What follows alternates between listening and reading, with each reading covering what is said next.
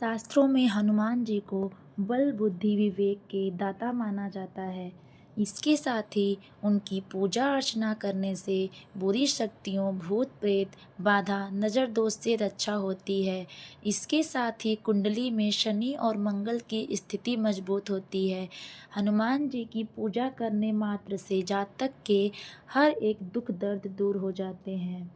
हर मंगलवार और शनिवार के दिन हनुमान जी की पूजा करने से शुभ फलों की प्राप्ति होती है। लेकिन जब बात महिलाओं के हनुमान जी की पूजा करने की बात आती है तो कई लोगों की धारणाएं हैं कि हनुमान जी बाल ब्रह्मचारी हैं, इसीलिए महिलाओं को न ही उन्हें स्पर्श करना चाहिए और न ही उनकी सेवा करना चाहिए। ऐसे ही एक सवाल एक महिला ने एकांतिक वार्तालाप में प्रेमानंद महाराज जी से पूछा। महिला ने महाराज जी से कहा कि मैंने हनुमान जी को अपना भाई माना, बचपन से माना था। फिर अभी बड़े होकर किसी ने बताया कि स्त्री साधक हनुमान जी की भक्ति नहीं कर सकते, उनको स्पर्श नहीं कर सकते। बड़े छोटे से हनुमान जी को साथ लेकर घूमते हैं। ये जानते हैं प्रेमानंद महाराज से क्या उत्तर दिया। गुरु मंत्र के बिना ओम नमः शिवाय का जाप कर सकते हैं या नहीं? प्रेमानंद महाराज ने दिया चौंकाने वाला जवाब। प्रेमानंद महाराज जी ने कहा कि देखो, यह सब अलग बातें हैं, व्यवहार की हैं।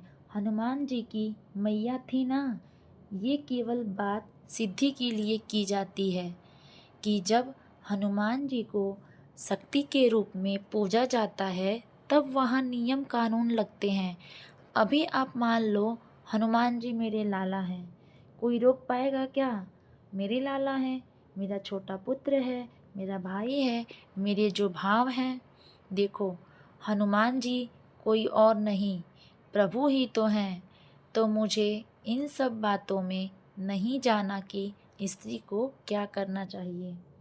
देखो भैया, स्त्री और पुरुष की पोशाक पहने हो आप, ना आप स्त्री हो ना आप पुरुष हो, सच्चाई से समझो, ना थे ना रहोगे। बीच में पोशाक मिली है, सरकारी पोशाक नहीं बदलती। आपको ड्यूटी जाना है तो आपकी पोशाक ये है। आप भारत की फ़ौज में हो लेकिन अलग अलग है, वायुयान, जल, नेवी, थल, आर्मी आदि सबकी पोशाक अलग, पुलिस की अलग, लेकिन हैं सब कौन? भारतीय। हम सब कौन? भगवद अंश हैं। ये पोशाक मिली, हम आराधना भगवान की कर सकते हैं। देखो, समझो, ना कोई स्त्री है ना कोई पुरुष है, हम सब भगवान के अंश हैं और अंश एक जैसे हैं। उसमें छोटा बड़ा गंदा पवित्र यह सब नहीं है, समान अंश हैं। भगवान सम है ना, तो उनका अंश भी सम है। एक श्लोक आता है उपनिषदों में, पूर्णमदः पूर्णमिदं पूर्णात् पूर्णमुदच्यते पूर्णस्य पूर्णमादाय पूर्णमेवावशिष्यते। उस पूर्ण परमात्मा से अगर अंश निकाला जाए तो क्या बचेगा? पूर्ण। वह पूर्ण ही तो अंश होता है। तो हम सब परमात्मा के अंश हैं। अगर हनुमान जी से ऐसी प्रीति है तो प्रीति और सिद्धि में अंतर होता है, ध्यान रखना। जैसे जगदम्बा है, हमारी अम्मा है तो अब कौन सा नियम लागू होगा? और अगर आद्या शक्ति भगवती जगदम्बा को वश में करना है, सिद्धि पानी है, तो वहाँ नियम कानून से चलो, नहीं तो नष्ट हो जाओगे। समझ गए? अम्मा तो अम्मा है, उनकी गोद में बालक जैसे मल मूत्र करे तो अम्मा कोई दंड देती है क्या? कुपुत्रो जायेत क्वचिदपि कुमाता न भवति। ऐसे ही हमारे सब प्रभु के लिए देखो, बाल ब्रह्मचारी हनुमान जी अंजनी के लिए क्या है? पुत्र ही तो है ना। अंजनी के पास जब जाएंगे तो अंजनी क्या करेंगी? लाला को तो दुलारेंगी ना। बस हनुमान जी हमारे लाला हैं, हमारे भाई हैं, हमारे पुत्र हैं, अपने भाव में रहो। सबको बताने की ज़रूरत नहीं है, सबको सुनाने की ज़रूरत नहीं है।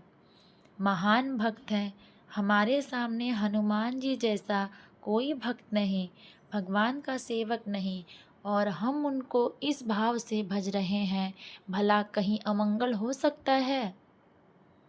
नियम कानून लगते हैं पदवी पर, हम उनसे कोई चाह नहीं कर रहे कि आप हमारे अधीन हो जाएं। मैं बोलूं, ओ हनुमान जी, मुझे सिद्धियां दो। जैसे सिद्धियां ग्रहण करना, देवी शक्तियों को अधीन करना। बोले दुर्गा देवी इन्हें सिद्धि है, कात्यायनी इन्हें सिद्ध है। वो एक अलग क्षेत्र हो गया और यह अलग क्षेत्र हो गया। अगर आप इस क्षेत्र में भाव से भज रही हैं तो कोई स्त्री नहीं, कोई पुरुष नहीं, भगवान का अंश है। अपने लाडले को दुलार करना सबका अधिकार है। खूब भक्ति करिए, कुछ जो अनसुनी भी करनी चाहिए। महाराज जी गंगा में थे ना, काशी में पंचकोसी कर रही थी, तो पंचम स्नान पर एक स्त्री ने बोल दिया ना कि छूते नहीं हैं, तो इन्होंने बाल रूप ले लिया। मैंने मार्गदर्शन यही करवाया।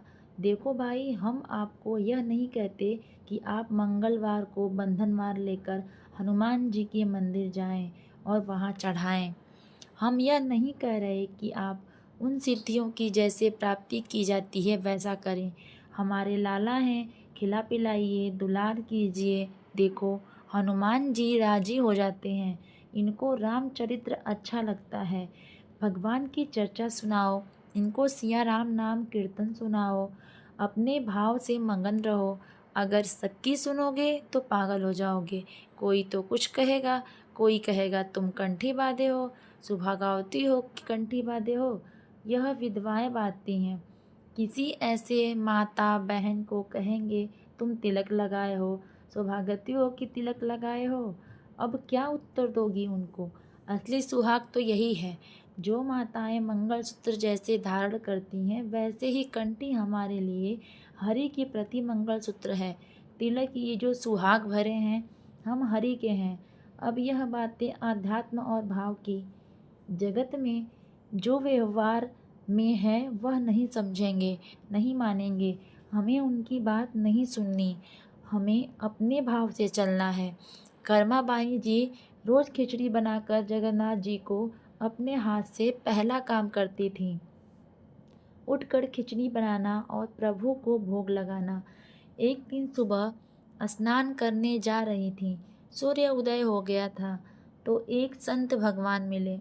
उन्होंने कहा, कर्मा भाई, सूर्य उदय हो गया, तुम भगत हो, अब स्नान करने जा रही हो, जल्दी जगा करो।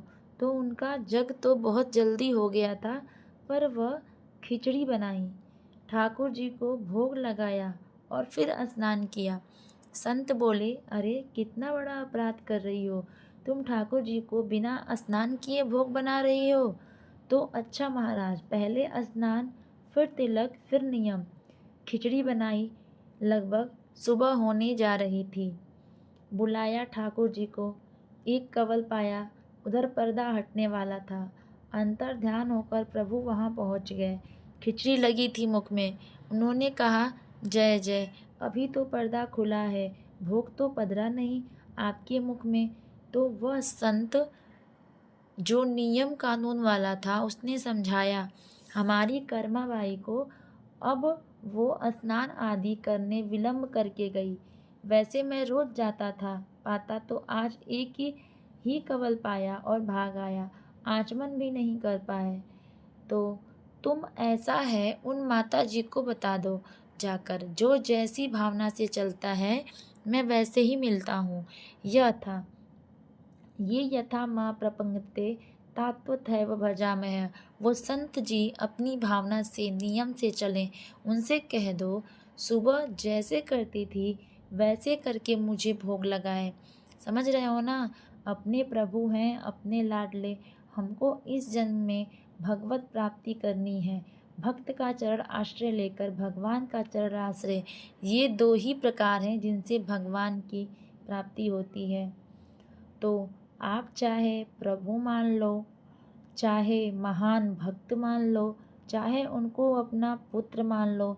जब भगवान को पुत्र माना तो देखो, अखिल लोकों का पिता नंद भवन में घुटनों के बल चल रहा है नहीं? अयोध्या नरेश महाराज चक्रवर्ती सम्राट दशरथ जी के आंगन में रुंझुन रुंझुन करते हुए डोला कौन? अखिल लोकों का माता पिता स्वयं वह है। तो हमें लगता है कि यदि हमारी आसक्ति है और हम भावपूर्वक कर रहे हैं, तो हम किसी ब्रह्मचारी की सेवा नहीं कर रहे, किसी सिद्धि प्राप्ति के लिए नहीं कर रहे हैं, हम अपने पुत्र की कर रहे हैं,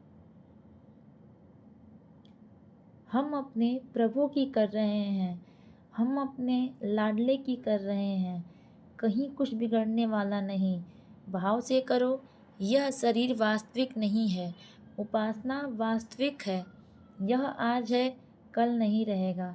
आप अपने अंदर से भाव हटाओ कि मैं स्त्री हूँ, मैं पुरुष हूँ। अभी शुद्ध अध्यात्म जागृत करो। पर यह साधारण बातें नहीं हैं। प्रभु राम के साथ तो होंगी ही ना हनुमान जी की पूजा।